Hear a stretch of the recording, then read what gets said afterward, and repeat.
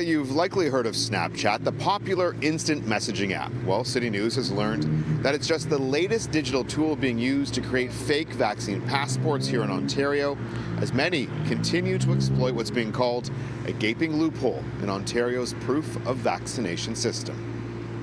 The old style, they don't even have the QR code. I mean, you can fake that with a pair of scissors, a glue stick, and a photocopier. I mean, you don't even need technology to do that. Public health and medical experts have been speaking with CityNews about the use of fake vaccine certificates across Ontario for weeks. While counterfeiting the non-QR code PDF might be as simple as a little cut and paste, many are turning to technology.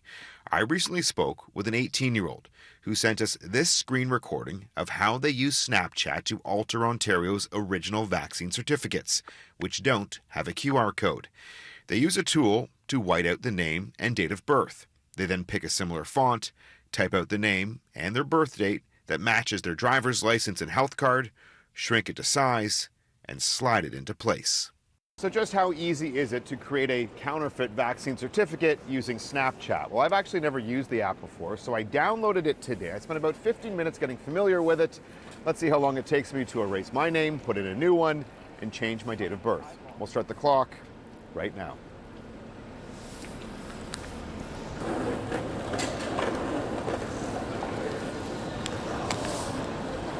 All right, done. About 2 minutes and 13 seconds. I erased my name. I put it in. The font's a little bit bigger and a little bit darker. My name's now Peter Pan. I'd probably put in a different name otherwise. And I changed the month and year of my date of birth. Pretty simple.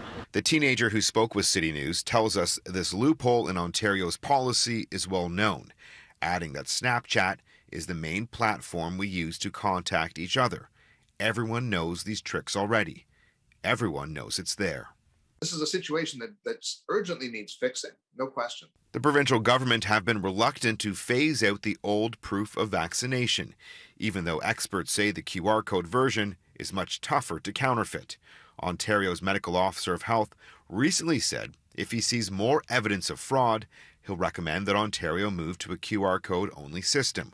We've tried to follow up with him about those comments on 6 different occasions, including today. The Ford government hasn't made Dr. Moore available to CityNews, and they've already said their plan is to scrap the whole program by mid-January.